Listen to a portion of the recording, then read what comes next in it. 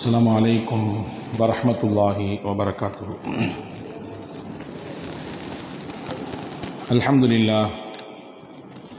அல்ஹம்துலில்லாஹி ரப்பில் ஆலமீன் வ நுஸல்லி வ நுஸல்லிமு அலா ரசூலில் கரீம் வ அலா ஆலிஹி வ அஸ்ஹாபிஹி அஜ்மஈன். قال الله تعالى في القرآن الكريم والفرقان الحميد أعوذ بالله من الشيطان الرجيم بسم الله الرحمن الرحيم وأتموا الحج والعمرة لله.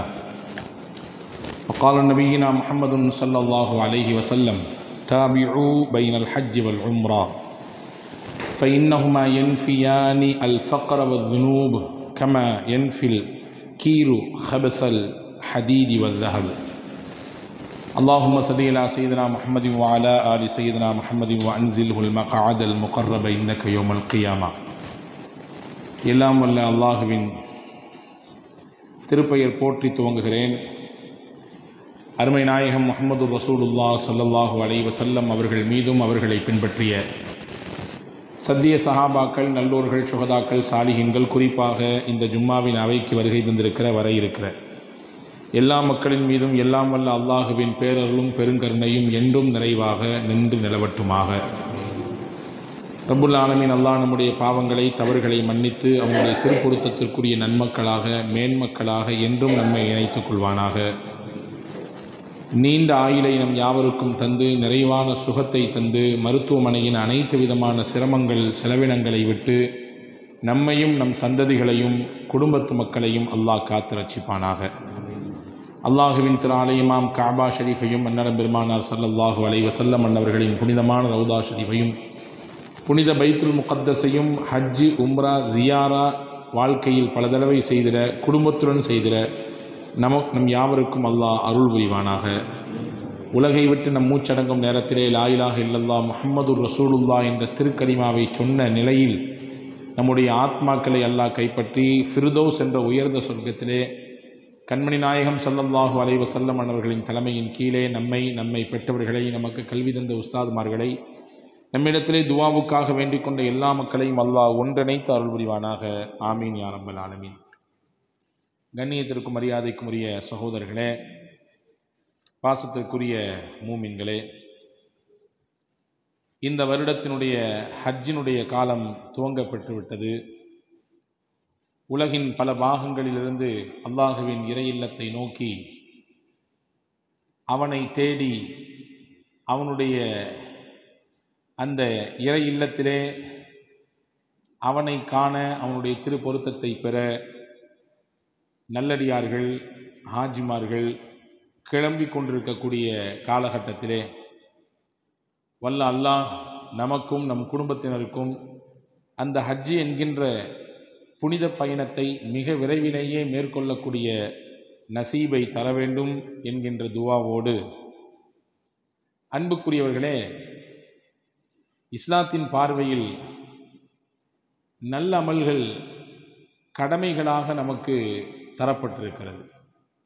தொழுகை, நோன்பு, ஜக்காத்து, ஹஜ்ஜி போன்ற அடிப்படையான அமல்களை நாம் செய்து வருகிறோம்.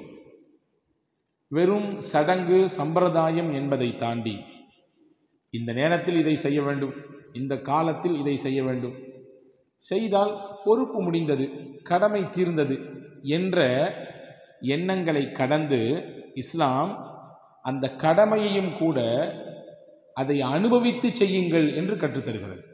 அதை உள்வாங்குங்கள், இஷ்டப்பட்டு செய்யுங்கள். வெறும் சம்பிரதாயமாக, கடமையாக, வெறும் சடங்காக நீங்கள் கடந்து போய்விட வேண்டாம் என்று நமக்கு அறிவுறுத்துகிறது. தொழுகை என்பது நிமிர்ந்து நிற்குதல், குனிதல், தலையை கொண்டு பூமியிலே வைத்து சஜிதா செய்யுதல், இப்படி சில குறிப்பிட்ட அமைப்பில் நம்மை நிலைநிறுத்திக் கொள்வது மட்டும் அல்ல, அது உள்வாங்கப்பட்டு, இஷ்டப்பட்டு, அனுபவப்பட்டு, ஆனந்தத்தோடு செய்யக்கூடிய வணக்கம். எனவே தான் நபிகள் சொன்னார்கள், குர்ரத்து ஐனி பிஸ்ஸலா, என்னுடைய கண் குளிர்ச்சி தொழுகையில் என்றார்கள்.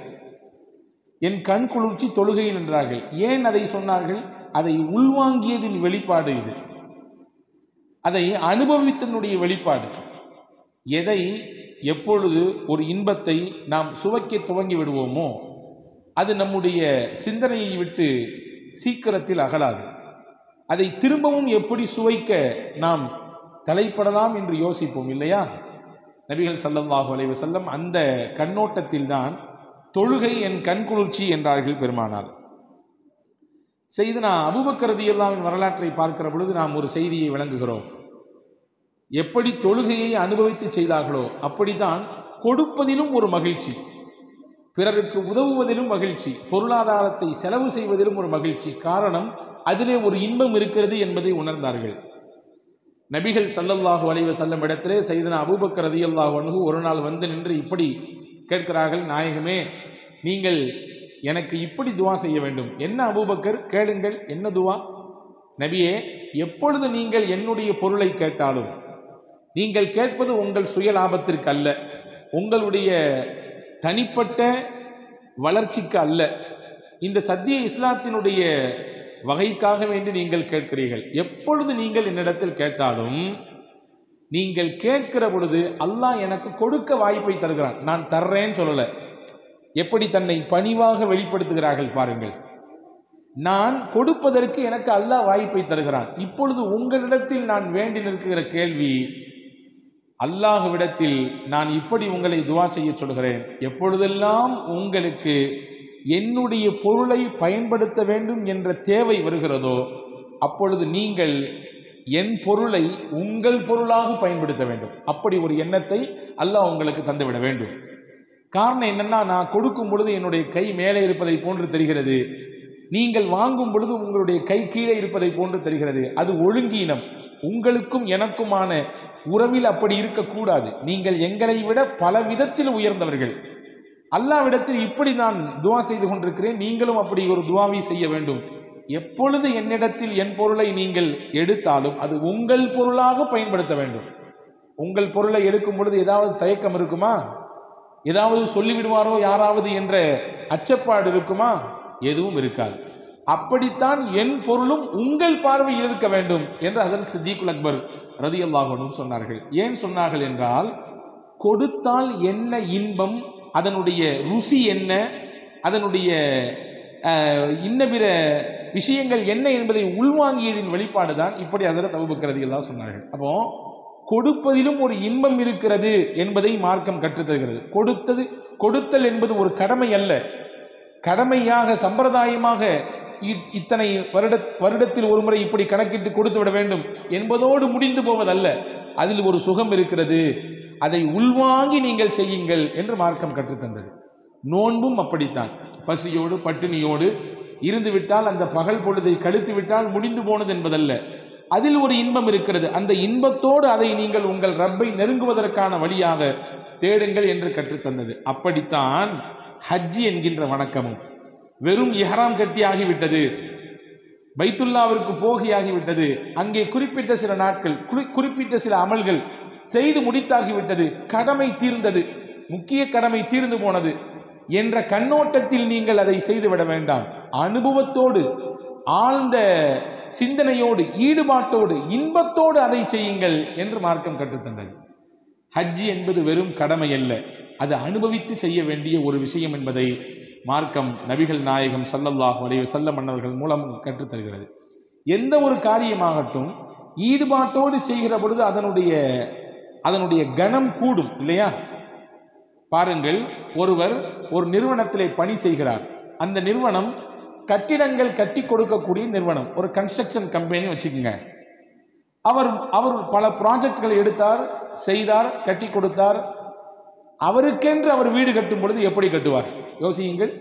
அவர் ஒரு நிறுவனத்தில் பணி செய்கிற பொழுது அந்த பணிக்கு உரிய ஊதியத்தை அந்த நிறுவனம் தருகிறது, செய்வார். கடமை, 8 மணி நேரம் பணி செய்ய வேண்டும், இந்த குறிப்பிட்ட ப்ராஜெக்டை முடித்து கொடுக்க வேண்டும் என்ற அக்கறையோடு அதை செய்து முடிப்பார். வாங்கும் சம்பளத்திற்கான வேலையை செய்வார். ஆனால் அதே கட்டிடத்தை தனக்காக, தன் குடும்பத்திற்காக கட்டினால் எப்படி பார்த்து பார்த்து செய்வார். ஒரு நிறுவனத்திலே ஒரு பணி செய்தார் ஒருவர், 40 ஆண்டுகள் அந்த நிறுவனத்திலே பணியாற்றினார். பல ப்ராஜெக்டுகள் அவர் மூலமாக நிறைவேற்றப்பட்டது, பல கட்டிடங்கள் கட்டி கொடுத்தார். பல பிளாட்டுகள் கட்டினார். இறுதியில் 40 வருடத்திற்கு பிறகு நான் ஓய்வெடுத்துக் கொள்கிறேன், போதும், குறிப்பிட்ட அளவிற்கு சம்பாதித்தாகிவிட்டது, என்னுடைய பிள்ளைகளுக்கான எல்லா விதமான ஏற்பாடுகளையும் செய்து முடித்து விட்டேன், இப்பொழுது பிள்ளைகள்லாம் வேண்டாம் அத்தா நீங்கள் வீட்டில் இருங்கன்னு சொல்கிறாங்க, எனவே நான் ஓய்வெடுக்க போகிறேன்னு சொல்லி அந்த தலைமை அந்த நிறுவனத்தினுடைய தலைமை இடத்திலே போய் சொல்லுகிறார். அந்த தலைமை சொன்னது, எல்லாம் 40 வருஷம் எங்களோட நீங்கள் இருந்திருக்கீங்க, பல ப்ராஜெக்டை நீங்கள் நல்ல கணக்கச்சிதமாக செய்து கொடுத்துருக்கிறீர்கள், நல்ல பேர் வாங்கியிருக்கிறீர்கள், கடைசியாக ஒரே ஒரு ப்ராஜெக்ட் மட்டும் இருக்குது, அதை மட்டும் செஞ்சிருங்களேன் அப்படின்றார். என்னங்க, நான் இதிலிருந்து விடுவு வாங்கிக்கொள்ளலாம் என்று நான் திரும்பினால் இப்பொழுதும் எனக்கு ஒரு பணியை கொடுக்குறீங்களே, இல்லை இல்லை, இந்த ஒன்றை மட்டும் நீங்கள் செஞ்சு கொடுத்துருங்க, இந்த குறிப்பிட்ட இடத்துல ஒரு குறிப்பிட்ட வீடு இத்தனை சதுர அடியிலே இப்படியான அமைப்பிலே கட்ட வேண்டும், சரி கட்டி விடுகிறேன் என்று சொல்லிவிட்டு அந்த பணியையும் தொடர்ந்தார். ஒரு குறிப்பிட்ட மாதம் கழிந்து முடித்ததற்கு பிறகு சாவியை கொண்டு தலைமை பொறுப்பாளரிடத்திலே கொடுத்தவுடன் என் வேலை முடிஞ்சிருச்சு, நான் வெளியாகி போகலான்னு நினச்சேன், நீங்கள் அப்பொழுது எனக்கு வேலை கொடுத்தீங்க, செஞ்சு முடிச்சிட்டேன், இப்போ போகலாமான்னு கேட்டார். அந்த தலைமை பொறுப்பில் இருந்த அந்த நிறுவனத்தினுடைய உரிமையாளர் கொடுத்த சாவியை மறுபடியும் அவர் கையிலேயே கொடுத்துவிட்டு சொன்னார், எங்கள் நிறுவனத்தில் நீங்கள் 40 வருஷம் பணியாற்றிருக்கிறீர்கள், உங்களுக்கு நாங்கள் விடைபெற்று போகும் பொழுது தரக்கூடிய அன்பளிப்பு அதுதான் இந்த வீடு, அதற்குத்தான் உங்களை கட்ட சொன்னோம், வைத்துக் கொள்ளுங்கள் சாவியை என்று அவர் கையில் திணித்தவுடன் அவருடைய சிந்தனை எப்படி இருந்திருக்கும்? ஆஹா, நமக்குன்னு முன்னாடியே சொல்லியிருந்தா இன்னும் பார்த்து கட்டியிருக்கலாமே, இந்தந்த மாதிரியான அமைப்பில் நாம் கட்டியிருக்கலாமே, நம் இஷ்டத்திற்கு இந்த இடத்தில் ஜன்னல் வைத்திருக்கலாமே, இப்படியான கற்களை வாங்கியிருக்கலாமே என்றெல்லாம் சிந்தனை ஓடுமா ஓடாதா? அப்போ சம்பளத்திற்கு செய்யும் பணி என்பது ஒன்று, ஈடுபாட்டுடன் செய்யும் பணி என்பது ஒன்று. அதே போன்றுதான் பெயருக்கு கடமைக்கு செய்யக்கூடிய ஹஜ் என்பது ஒன்று, அதை ஈடுபாட்டுடன் அனுபவித்து செய்யக்கூடிய கடமை என்பது வேறொன்று. ஹஜ்ஜை அனுபவித்து செய்யுங்கள் என்று மார்க்கம் சொல்லுகிறது. அப்படி அனுபவித்து செய்யக்கூடிய ஹஜ்ஜிக்கு ஆசைப்படுங்கள் மூமின்களே என்று குர்ஆன் சொல்லுகிறது. குர்ஆனும் திருநபி ஸல்லல்லாஹு அலைஹி வஸல்லம் அவர்களும் ஆசைப்படுங்கள் ஹஜ்ஜிக்கு என்று நமக்கு சொல்லித் தருகிறார்கள். ஆசைப்பட்டு உங்களுக்கான வசதியும் வாய்ப்பும் கைகூடுமையானால் விரைவுபடுத்தி விடுங்கள், ஹஜ்ஜை தாமதப்படுத்தாதீர்கள். சில விஷயத்தை வேகமாக செஞ்சிடணும், தொழுகைக்குரிய நேரம் வந்துவிட்டால் அப்போ தொழுதுக்கலாம், சரி எல்லாம் முடிச்சு லாஸ்ட்டாக வீட்டுக்கு போகும்போது தொழுதுக்கலாம் என்றெல்லாம் நினைப்பதற்கு இடம்பாடு இருக்கலாம். ஆனால் வாய்ப்பு இருந்தால் அந்த தொழுகைக்குரிய நேரம் வந்துவிட்டால் உடனடியாக அந்த கடமையை நிறைவேற்றி விடுங்கள். காரணம் என்னவென்றால், நீங்கள் தள்ளி போட்டால் வேற ஏதாவது வேலைகள் உங்களை திசை திருப்பி விடலாம். உங்கள் பிள்ளைகளுக்கான எதிர்காலத்தினுடைய வரன் அமைந்து விட்டால் உடனடியாக அவர்களை மனமுடித்து கொடுத்து விடுங்கள். இன்னும் 2 வருஷம் போகட்டும், இன்னும் 3 வருஷம் போகட்டும், அவர் சொல்றாரு இவர் சொல்றாரு என்று நீங்கள் தள்ளி போட்டால் வேற ஏதாவது சில காரணங்கள் இன்னும் அது தள்ளி போவதற்கு வழிவகை செய்து விடலாம். அப்படித்தான் ஹஜ்ஜினுடைய வாய்ப்பும் வசதியும் உங்களுக்கு ஒன்று கூடிவிட்டால், உடல் ஆரோக்கியம் இருந்துவிட்டால், பொருளாதாரத்திலே ஒரு குறிப்பிட்ட அளவிற்கான ஒரு சேமிப்பு உங்கள் கையில் இருப்பு இருந்தால் விரைவுபடுத்தி ஹஜ்ஜை முடித்து விடுங்கள். காரணம், ஹஜ் என்பது வருடத்தில் ஒரு முறை வரக்கூடியது. இனிமேல் அடுத்த வருடம் தான் வரும். அந்த அடுத்த வருடம் வரும் வரை நீங்கள் ஹயாத்தோடு இருப்பீர்களா, அல்லது இப்பொழுது உங்கள் கையில் இருக்கக்கூடிய பொருளாதாரம் அப்பொழுது இருக்குமா, அல்லது இப்பொழுது உங்களிடத்தில் இருக்கக்கூடிய ஆரோக்கியம் அப்பொழுது இருக்குமா என்றெல்லாம் கேள்விகள் தொடர்ந்து பின்னால் உங்களை துரத்தி கொண்டே இருக்கும். இப்போ வேகப்படுத்துங்கள் என்று மார்க்கம் சொன்னது. அந்த ஹஜ்ஜை செய்வதற்காக வேண்டி ஆசைப்படுங்கள். ஆமாம், ஆசைப்படுதல் அதுதான் மிக முக்கியமான விஷயம். ஹஜ்ஜி செய்ய வேண்டும் என்று பிரியம் இருக்கிறது, அந்த பிரியம் ஒவ்வொரு மூமினின் உள்ளத்திலும் இருக்க வேண்டும். ஹஜ்ரத் இமாம் கஸ்ஸாலி சொல்கிறார்கள், யாருடைய உள்ளத்திலே ஹஜ்ஜிக்கு போக வேண்டும் என்ற ஆசை இல்லையோ அவர் ஈமான்ல குறை இருக்குன்னு அர்த்தம். அவருடைய இறை நம்பிக்கையிலே கொஞ்சம் கோளாறு இருக்கிறது என்று அர்த்தம். இப்ப ஹஜ்ஜிக்கு போக வேண்டும் என்று ஆசைப்படுவதே ஈமானின் வெளிப்பாடு, இறை நம்பிக்கையின் வெளிப்பாடு. அந்த ஆசையை உறுதியாக வைக்கிற பொழுது அந்த ஆசை நம்மை கூட்டி கொண்டு போய் சேர்த்துவிடும். நீங்கள் கேட்கலாம், காசு இல்லாமல், அதுவும் இந்த காலத்தில் 8, 10, 12 போயிட்டு இருக்கக்கூடிய சமயத்தில் ஆசையை மட்டும் வச்சு என்ன செய்யறது? ஆமாம், நீங்கள் அந்த ஆசையை உறுதியாக வைத்தால், நீங்கள் திடமான ஆசையை நீங்கள் உங்கள் மனதிலே உறுதி பூண்டால் நிச்சயம் அந்த ஆசை உங்களை அல்லாஹ்வின் பேரர்களோடு உங்களை கடத்தி கொண்டு போய் ஹஜ்ஜில் சேர்க்கும். நிறைய உதாரணங்கள் சொல்லலாம். அன்புக்குரியவர்களே, நமக்கு பக்கத்து நாடாக அண்டை நாடாக இருக்கக்கூடிய ஒரு காலத்தில் ஒன்றாக இணைந்திருந்த பாகிஸ்தான், அதிலே ஒரு பால் கறக்கும் வியாபாரியாக இருந்த ஒரு மனிதர் தினசரி பாலை கறந்து கொடுத்து அதிலிருந்து கிடைக்கக்கூடிய சொற்ப வருமானத்தை வைத்து குடும்பத்தை கழிக்கக்கூடியவர். அவருடைய உள்ளத்தில் ஒரு எண்ணம், ஆசை, ஹஜ்ஜிக்கு போகணும்னு ஆசை, வேற எதுவும் இல்லை.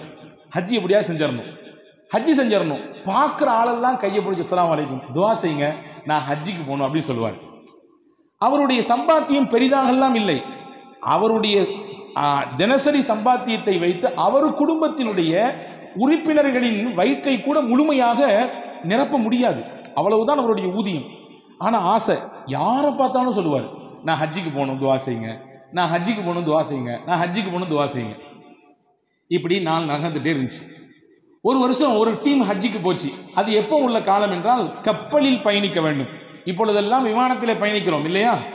ஒரு குறிப்பிட்ட சில மணித்துளிகளிலே நாம் இங்கிருந்து அங்கே கடந்து விடுகிறோம். ஆனால் ஒரு காலம் உண்டு, மாதக்கணக்கில் கப்பலில் பயணித்த காலமெல்லாம் உண்டு. 6 மாதங்கள் ஆகும் ஹஜ்ஜிக்கு போய்விட்டு திரும்பி வருவதற்கு. அப்படியெல்லாம் ஹஜ்ஜிக்கு போயிருக்கிறார்கள். அதற்கு முன்னால் ஒரு காலம் உண்டு, நடந்து கொண்டே ஹஜ்ஜிக்கு போனவர்கள் எல்லாம் உண்டு. போகும்போதே எல்லாம் சொல்லிட்டு போயிடுறது, கையில் கஃனோடு போயிடுறது, திரும்பி வந்தா உண்டு, இல்லைன்னா இல்லை.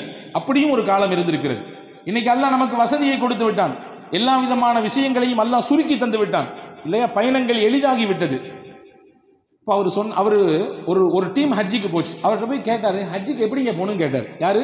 இந்த பால் வியாபாரி. இல்லை, நம்ம இருக்கிற லாகூர், இங்கிருந்து கராச்சிக்கு ட்ரெயினில் போகணும். சரி, அடுத்து அங்கே கராச்சியில் போய் இறங்கின பின்னாடி அங்கே ஹஜ்ஜினுடைய ஆஃபீஸ் இருக்கிறது. அங்கே போய் நம்மளுடைய பாஸ்போர்ட்லாம் கொடுத்துட்டு அங்கிருந்து கப்பலில் ஏற்றி விடுவாங்க. கப்பலில் ஏறி ஜித்தாவில் போய் இறங்கணும். சரி, பின்ன ஜித்தாலேருந்து மக்காவுக்குள்ளே போகணும். இதுதான் ஹஜ்ஜினுடைய ப்ராசஸ், இப்படி தான் போகணும். அப்படியா? சரி. இவர்கிட்ட மனுஷன்ட்ட பாஸ்போர்ட்டும் கிடையாது, போகிறதுக்கு பாஸ்போர்ட்டும் இல்லை, ஆனால் ஆசை மட்டும் இருக்கிறது. என்ன செய்தார்? ஏறி விட்டார், ட்ரெயினில் ஏறி விட்டார்.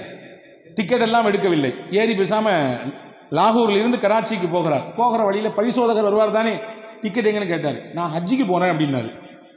சரி, ஹஜ்ஜிக்கு போப்பா, நீ கராச்சி வரைக்கும் போகிற டிக்கெட்டு, நான் ஹஜ்ஜிக்கு போகிறேன் அவ்வளோதான் அப்படின்னாரு. அந்த மனிதருக்கு இரக்கம் ஏற்பட்டது, என் கூடவான்னு சொல்லி அந்த காடினுடைய அந்த அமைப்பில் இருக்குமே அந்த இடம், அதில் கொண்டு போய் வச்சுக்கிட்டார். அவரே கூட்டிகிட்டு போய் கராச்சியில் விட்டார். விட்ட உடனே அந்த ஹஜ்ஜினுடைய ஆஃபீஸை போய் பார்த்தாரு. எல்லாரும் வர்றாங்க, பாஸ்போர்ட்டை கொண்டு வர்றாங்க, காமிக்கிறாங்க. அப்படி அந்த டீமாக கொண்டு போய் ஒரு கடற்கரைக்கு பக்கத்தில் நிப்பாட்டுகிறார்கள். அங்கிருந்து கப்பலில் ஏறி பயணிக்கிறார்கள். எப்படி உள்ளே போகிறது? பாஸ்போர்ட் இல்லை. ஆனால் அவருடைய சிந்தனையிலே ஹஜ்ஜிக்கு போகணும் என்ற ஆசை மட்டும் குறையவே இல்லை. அல்லாஹ் நிச்சயம் நம்ம கொண்டு போவான் அப்படின்ற எண்ணம் மட்டும் உறுதியாக இருந்துச்சு. ஒரு யோசனை வந்தது. அங்கே புரோட்டர்கள் இருந்தார்கள், லக்கேஜுகளை தூக்கி தூக்கி சுமந்து கொண்டு போய் கப்பலுக்குள்ளே ஹாஜிகளுடைய லக்கேஜுகள் எல்லாம் அப்படியே ஷிஃப்ட் பண்ணிட்டு இருக்காங்க, ஏற்றி வைக்கிறாங்க. இப்போ இவர் என்ன செஞ்சார்? ஒரு போர்ட்டரை கூப்பிட்டாரு. உன்னுடைய ட்ரெஸ்ஸை எனக்கு தாங்க, நான் ஹாஜிகளுக்கு ஹெல்ப் பண்ணுறேன், நான் உங்களுடைய லக்கேஜ் எல்லாம் எடுத்துக்கொண்டு உள்ளே வைக்கிறேன், நீ கொஞ்ச நாள் ட்ரெஸ் எடுத்துக்கோ அப்படின்னாரு. அவருக்கு ரொம்ப நல்லதாக போச்சு. சரி தர்றேன்னு சொல்லி அந்த ட்ரெஸ்ஸை கொடுத்தாரு. இவர் 4 தடவை லக்கேஜை எடுத்துக்கொண்டு உள்ளே சேர்த்தாரு. 5ஆவது தடவை அங்கிருந்து வெளியே வந்த இன்னொரு போர்ட்டர்கிட்ட தன்னுடைய அந்த ட்ரெஸ்ஸை கலத்தி அவர் கையில் கொடுத்து இவர்கிட்ட கொடுத்துருன்னு சொல்லி உள்ளே உட்காந்துக்கிட்டாரு. வெளியே வரல. போர்ட்டராக உள்ளே போகும்பொழுது எந்த செக்கப்பும் இல்லை, ஹாஜிகளுக்கு மட்டும்தான் செக்கப்பு. இவர் உள்ளே போய் உட்காந்துக்கிட்டார் ஒரு ஓரமாட்டு.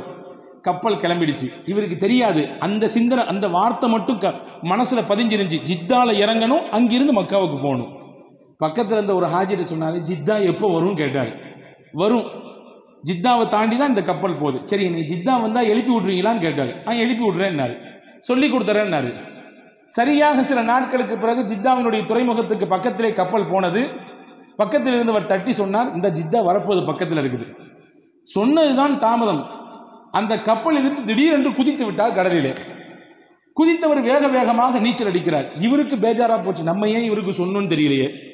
இவர் வெசுக்குன்னு கீழே குதிச்சிட்டாரு, கப்பல்ல இருந்து குதிச்சிட்டாரு, என்ன ஆக போதோ தெரியலையே என்ற சிந்தனையிலேயே எழுப்பி விட்டவர் இருக்கிறார். இவர் குதித்தவர் அப்படியே நீச்சல் அடித்து ஒரு கரையோரமாக ஒதுங்குகிறார். ஒதுங்கும் நேரத்தில் ஒரு ஓரத்திலிருந்து பார்க்கிறார், கப்பலிலிருந்து இறங்கவர்கள் எல்லாம் பாஸ்போர்ட்டை வச்சு அங்கே எல்லாரும் உள்ள என்ட்ரி ஆகிட்டு இருக்கிறாங்க. இவரிடத்துல தான் பாஸ்போர்ட்டே இல்லையே. அங்கிருந்து ஒரு காட்சி, ஒரு வீட்டை பார்க்கிறார். அந்த வீட்டிலே அங்கே அந்த வீட்டினுடைய முற்றத்திலே 2 மாடுகள் இருக்கிறது. அந்த மாட்டிலிருந்து ஒருவர் பாலை கறக்க முயற்சிக்கிறார், அவரால் கறக்க முடியவில்லை. வீட்டுக்குள்ளிருந்து ஒரு பெண்மணி, சீக்கிரமாக பாலை கறந்து கொடுங்கள், குழந்தை அழுகிறது என்று சொல்லுகிறது. இவர் தான் பால் வியாபாரியாச்சே, பால் தான் நல்லா கறக்க தெரியுமே, இங்கிருந்து அந்த பால் கறக்கக்கூடியவருக்கு சைக்கினை செய்கிறார், நான் வேணா கறந்து தரட்டுமா, இங்கே நல்லா தெரியும் அப்படின்றார். இதை பார்த்து அந்த வீட்டு பெண்மணி அவரை கூப்பிடுங்க, வேகமாக என் பிள்ளைக்கு பால் வேணும், வேகமாக கறந்து கொடுக்கட்டும். இவர் போனார், லாவகமாக அந்த மாட்டை அமர்த்தினார், ரொம்பவும் இலகுவாக பாலை கறந்து மிக சீக்கிரமாக அந்த வீட்டினுடைய உரிமையாளரிடத்திலே கொடுத்தார். கொடுத்த உடனே அந்த அம்மாவுக்கு ரொம்ப ஆச்சரியம், இத்தனை நாள் நம்ம ஆள் வச்சிருக்கோம், இப்படி வேகமாக வேலை செஞ்சது இல்லையே அப்படின்னு சொல்லி அவர் அங்கேயே நீங்கள் இருங்கன்னு சொல்லிடுச்சு, எனக்கு டெய்லி நீங்கள் பால் கறந்து கொடுக்கணும். சரின்ட்டாங்க அந்த அம்மா. அந்த அம்மா சொன்னவர் இவர் சரி என்று சொல்லிவிட்டார். ஒரு சில நாட்கள் கழிந்தது. இந்த அம்மாவினுடைய இந்த பெண்ணினுடைய தகப்பனார் மக்காவிலே இருக்கிறார். மக்காவில் இருக்கக்கூடியவருக்கு இந்த பெண்ணு தகவல் சொல்றாங்க, என் வீட்டுக்கு ஒரு பால்காரர் வந்திருக்கிறாரு, நல்ல மாட்டில் பால்லாம் கறந்து கொடுக்குறாரு, ரொம்ப திருப்தியா இருக்குன்னு சொல்றாங்க. அவர் சொன்னாராமா, அவரை உடனே பிடிச்சி மக்காவுக்கு அனுப்பி வை, என் வீட்லையும் 4 மாடு இருக்குது, பால் கறக்க வேண்டியது இருக்குது என்று சொன்னவுடன் இந்த பெண் ஜித்தாவிலிருந்து மக்காவுக்கு அனுப்பி வைக்கிறார்.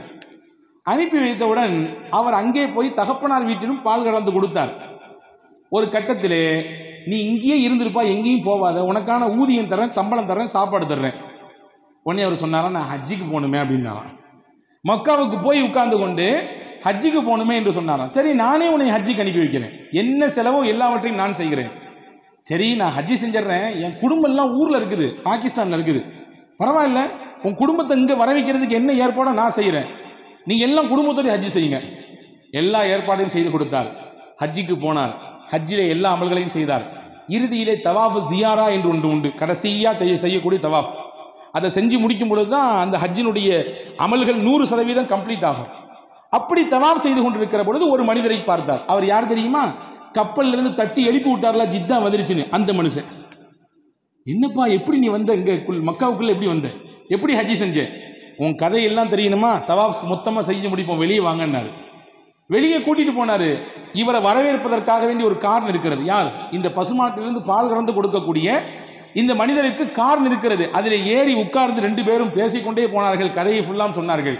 இப்பொழுது நான் இந்த ஊரில் இருக்கிறேன், பணி செய்கிறேன், எனக்கு வேலையும் இருக்கிறது, குடும்பமும் இங்கே தான் இருக்கிறது, ஹஜ்ஜையும் நான் இந்த வருடம் நிறைவாக செய்து முடித்து விட்டேன். அன்பு பெருமக்களே, இதை துல்ஃபிகார் என்று சொல்லக்கூடிய பாகிஸ்தானுடைய மிகச்சிறந்த ஆன்மீக பேரரசராக இன்று இருக்கக்கூடிய அந்த பெருமகனார் தன் வாழ்க்கையில் நடந்த அனுபவமாக இந்த செய்தியை சொல்லுகிறார். நான் எதற்கு சொல்லுகிறேன்? பால் வியாபாரி தானே என்று கடந்து அவர் போய்விடவில்லை. நம்மிடத்தில் என்ன பெரிய சேமிப்பு இருக்கிறது, ஹஜ்ஜிக்கு போக வேண்டும் என்றால் இவ்வளவு செலவு அவ்வளவு செலவு என்று சொல்லுகிறார்களே, என்ன இருக்கிறது என்றெல்லாம் அவர் யோசனை செய்யவில்லை. அவர் உள்ளத்தில் ஆசையை மட்டும் அழுத்தமாக வைத்தார். எப்படியாவது ஹஜ்ஜி செய்து விட வேண்டும் என்ற எண்ணம் மட்டும் உறுதியாக இருந்தது.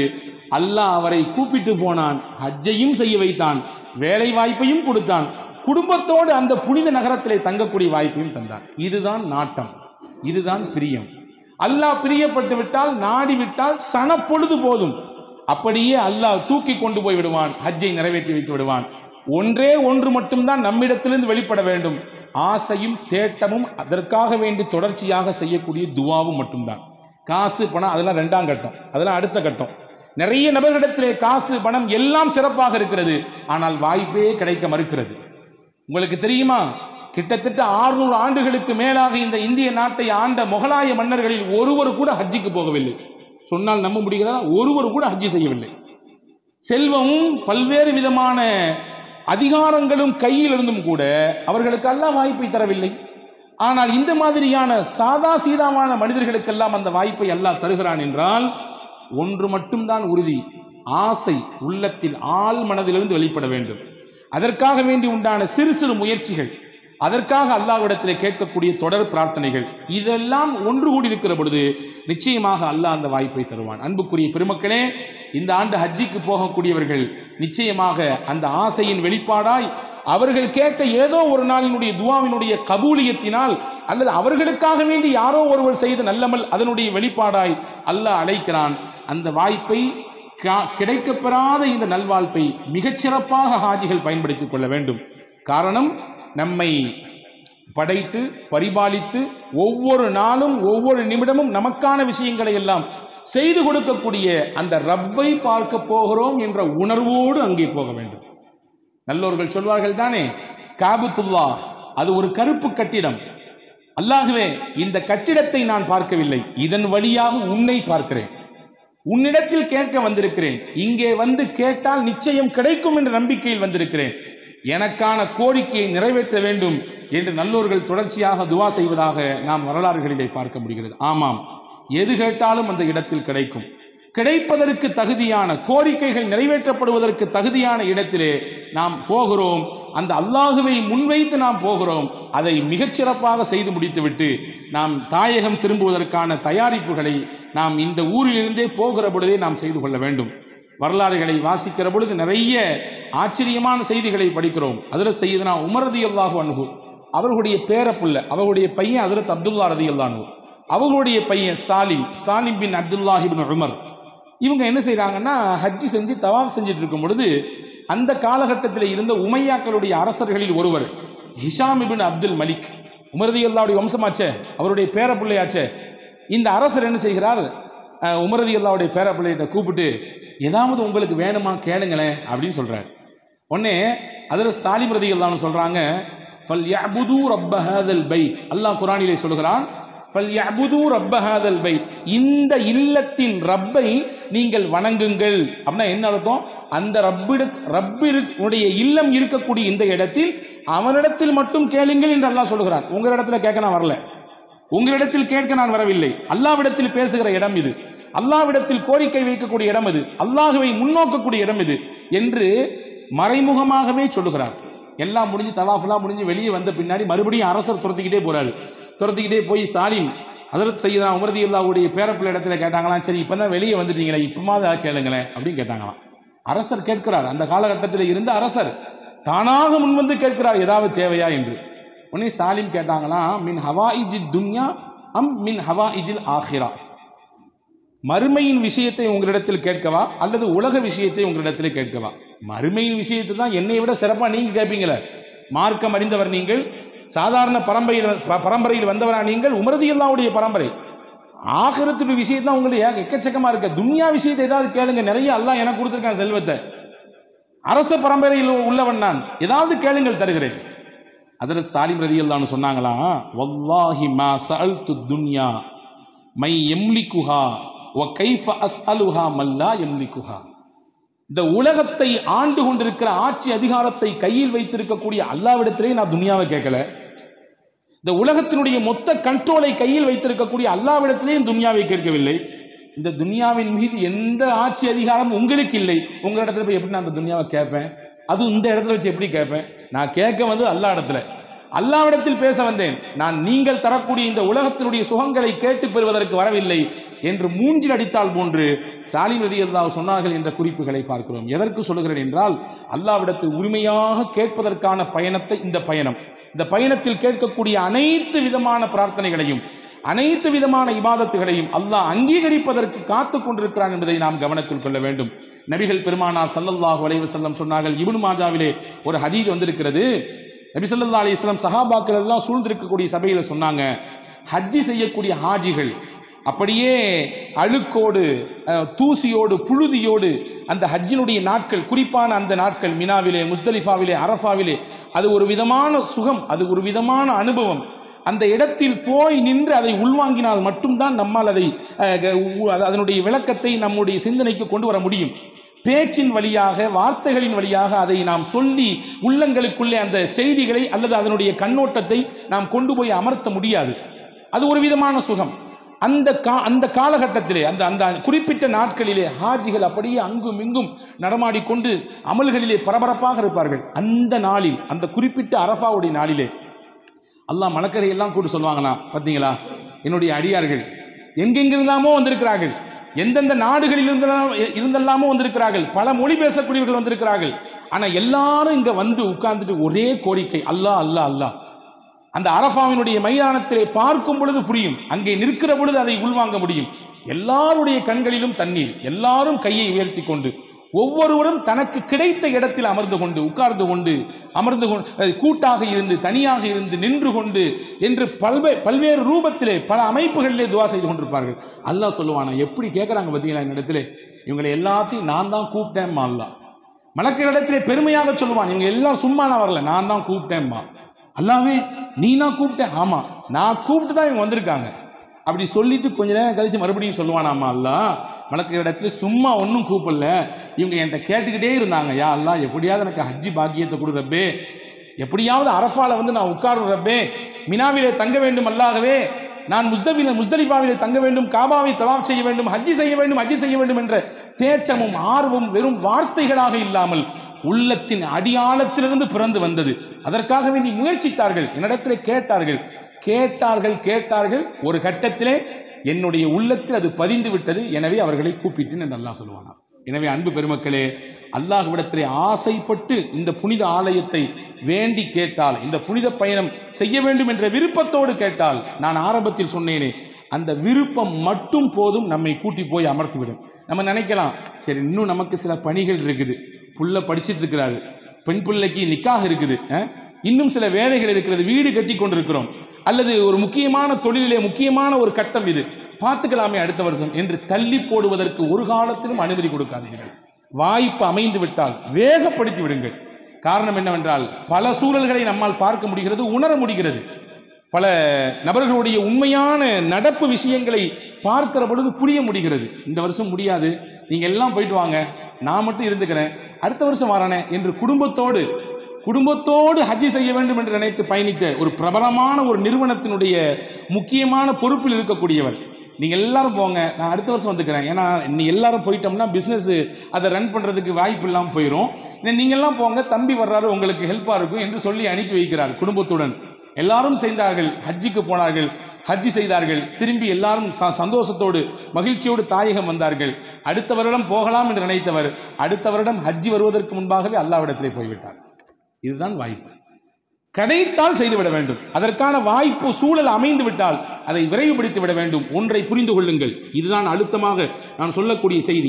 இன்றைய காலகட்டத்தில் பொருளாதாரத்தை மையப்படுத்தி தள்ளி வைப்போமே கொஞ்சம் ஹஜ்ஜை, இந்த வருஷம் நிறைய தெரியுது, அடுத்த வருஷம் பார்த்துக்கலாம், இந்த வருஷம் கொஞ்சம் அதிகமாக தெரியுது, அடுத்த வருஷம் பார்த்துக்கலாம். ஒரு விஷயத்தை புரியுங்கள். ரசூலுல்லாஹி ஸல்லல்லாஹு அலைஹி வஸல்லம் சொன்னார்கள், அன்-நஃபகத்து ஃபில் ஹஜ், ஹஜ்ஜிக்காக வேண்டி நீங்கள் செய்யக்கூடிய செலவு இருக்கிறது அல்லவா, அந்த செலவு எப்படிப்பட்டது தெரியுமா?